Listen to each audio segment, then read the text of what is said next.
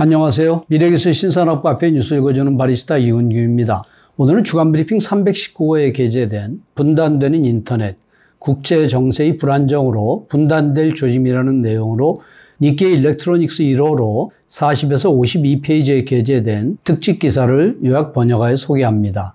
글로벌 단일 네트워크로서 최근 30년 가까이 큰 발전을 이루어온 인터넷이지만 국제 정세가 불안정해지면서 이러한 인터넷이 분단될 조짐이 보이기 시작했습니다. 민주주의 국가와 권위주의 국가 간의 대립도 인터넷 분단에 박차를 가하고 있는데 자유롭고 열린 인터넷의 시대는 과연 끝나는 것인가요? 제1부는 스프린터넷으로 2022년 2월 24일에 시작된 러시아의 우크라이나 침공으로부터 거의 1년이 되어가고 있지만 현재도 전투 상태가 계속되면서 자율, 분산, 협조를 내걸고 눈부시게 발전해온 인터넷이 흔들리고 있습니다. 국가 간 대립이 글로벌한 단일 네트워크로서 사회 및 경제의 인프라가 된 인터넷에 균열을 가져올 조짐이 가시화되고 있기 때문입니다. 스프린터넷으로 불리는 인터넷의 분단은 긴장이 고조되고 있는 국제 정세를 반영하듯 가속화될 것일까요? 비영리단체 아이칸 국제인터넷 주소관리기구의 마비 CEO는 2022년 2월 28일에 우크라이나 부총리 겸 디지털개혁부 장관인 페드로프 씨로부터 러시아의 도메인인 .ru나 .su 등을 영구적 또는 일시적으로 실효시켜달라. 그리고 상기 도메인의 SSL 증명서의 무효화, 러시아 내의 DNS 루트 서버도 정지시켜달라는 전대미문의 요청을 받았습니다. 우크라이나 정부가 이러한 전대미문의 요청을 한 아이칸은 인터넷 주소에 해당하는 도메인의 이름과 IP 주소, 더 나아가 DNS 루트 서버 등을 민간 주도로 글로벌하게 조정하는 단체입니다. 페드로프 부총리는 서한에서 러시아 도메인 이름의 실효를 요청하는 이유에 대해 러시아의 잔악한 범죄 행위를 가능하게 한 것은 러시아 선전을 위한 허위 정보와 증오 연설 등 우크라이나 전쟁에 관한 진실을 은폐하는 웹사이트가 있기 때문이라고 지적했습니다. 우크라이나 정부가 요구하는 .ru나 .su는 국가를 식별하는 톱 레벨 도메인으로 불리는 최상위에 위치해 있는 것으로 일본이라면 .jp, 한국은 .kr이 이에 해당합니다.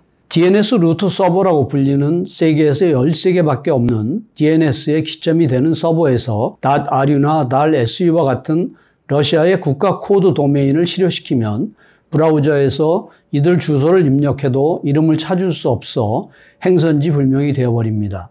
우크라이나는 인터넷 구조를 이용해 아이칸이 러시아에 대해 대담하게 행동할 것을 요구한 것이죠. 페드로프 부총리로부터의 이와 같은 서한은 세계 5개 있는 대륙별 인터넷 레지스터리 RIR 가운데 하나인 라이프 NCC의 홀랜드 매니징 디렉터에게도 보내졌습니다.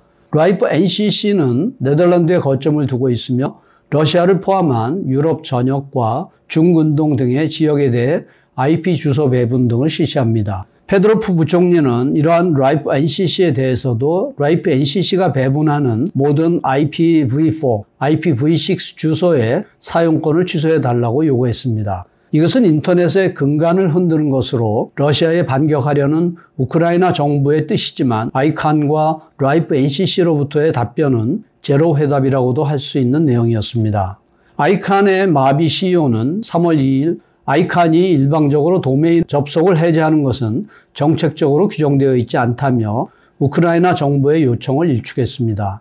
아이칸은 어디까지나 인터넷을 가능하게 하는 것을 목적으로 설립된 조정자일 뿐 인터넷 기능을 멈출 수 있는 입장이 아니라는 것이죠. 마비 CEO는 이어 DNS 루트 서버는 독립된 조직에 의해 지리적으로 분산된 다수의 노드로 구성되어 있어서 특정 도메인 이름에 SSL 증명서를 실효시키는 기능은 없으며 이러한 증명서들은 서드파티에 의해 작성되어 아이칸은 그 발행에 관여하고 있지 않다고 답변했습니다. 또한 귀하는 러시아의 선전과 가짜 정보를 막기 위한 지원을 요구하고 있지만 시민들이 신뢰할 수 있는 정보와 다양한 시각을 받아들이는 것은 인터넷에 대한 자유롭고 광범위한 접근을 통해서만 가능하다며 지속적인 인터넷으로의 연결에 대한 중요성을 강조했습니다.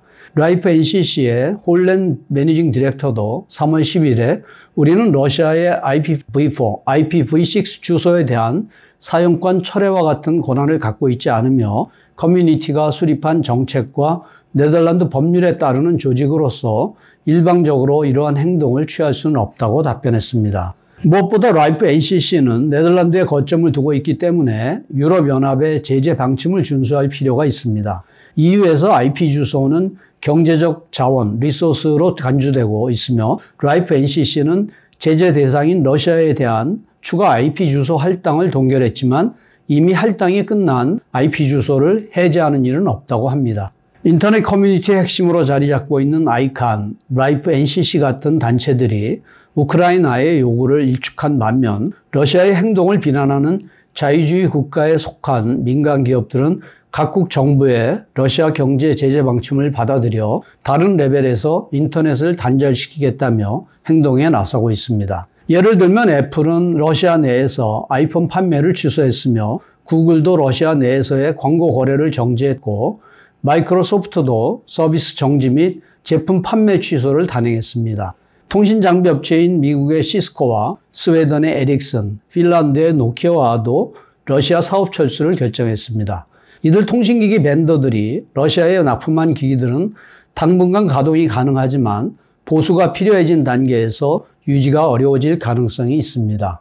영국의 대형 IX, 인터넷 익스체인지 포인트 사업자인 링스는 3월 11일 러시아의 대형 통신 사업자인 메가폰과 로스텔레콤에 대한 서비스 정지를 단행했습니다. IX란 프로바이더나 콘텐츠 프로바이더, 클라우드 사업자 등 다양한 사업자를 연결하는 상호 접속 포인트로 IX 회원권이 정지되면 글로벌 인터넷로의 대동맥이 차단되는 것과 같습니다. 실제로 라이프 NCC는 3월 22일 링스가 메가폰에 대한 서비스 정지를 단행한 3월 11일을 경계로 링스와 메가폰 간의 통신 경로가 격감하고 있다는 것을 확인한 리포트를 공표했습니다. 이러한 인터넷의 분단 움직임에 대해 연구자들은 스프린터넷이라고 부르고 있습니다. 스프린터넷은 분열, 스플리트 혹은 단편화, 스플린터와 인터넷을 결합한 조어로 인터넷이 정치나 비즈니스와 기술에 의해 단편화되어가는 사태를 나타냅니다. 스프린터넷은 어제 오늘의 일은 아닙니다. 예를 들면 중국이 1998년부터 운영을 추진하고 있는 그레이트 파이어월도 스프린터넷의 대표적인 사례입니다. 하지만 지금까지 스프린터넷이 타국의 정보로부터 자국을 지킨다고 하는 국가의 주권이 미치는 범위 내에서의 방어적 측면이 강화된 것에 반해 러시아에 의한 우크라이나 침공을 계기로 일어나고 있는 분단은 상황이 다릅니다.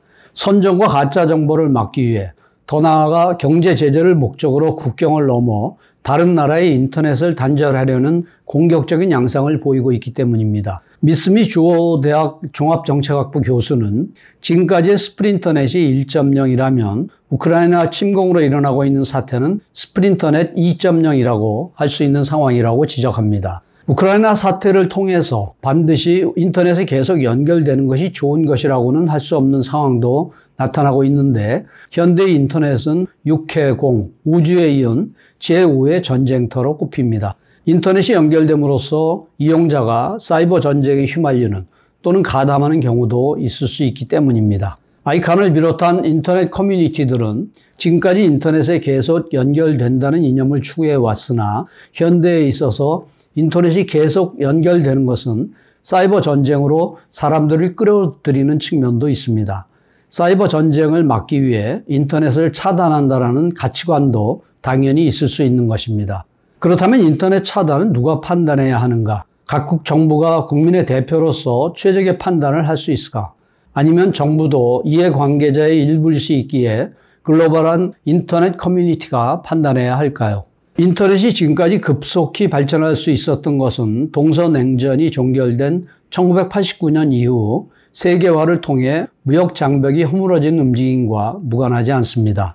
러시아의 우크라이나 침공으로 드러난 스프린터넷의 움직임은 지금까지의 인터넷이 전환기에 접어들었음을 보여주고 있는 것입니다. 제2부는 ITU에 접근하는 중국의 의도로 러시아의 우크라이나 침공으로 새로운 단계에 접어든 인터넷 분단인 스프린터넷이지만 사실 중국은 오랜 세월에 걸쳐 현재의 인터넷 관리 체제에 이의를 표명하고 행동을 지속해오고 있습니다.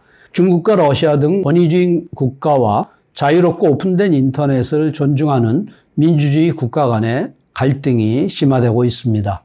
제3부는 화웨이의 뉴 IP로 중국 통신기기 대기업 화웨이는 2019년 국제전기통신연합 ITU의 인터넷의 근간을 이루는 IP, 인터넷 프로토콜을 대체할 새로운 사양인 뉴 IP를 제안했습니다. 화웨이의 뉴 IP는 그 존재가 밝혀진 지 3년이 지난 현재에도 전 세계적으로 물의를 일으키고 있습니다. 이상으로 요약 소개를 마치며 보다 상세한 내용은 센터 홈페이지 hjtic.snu.ac.kr의 미래기술 신산업 코너를 참고해 주시기 바랍니다.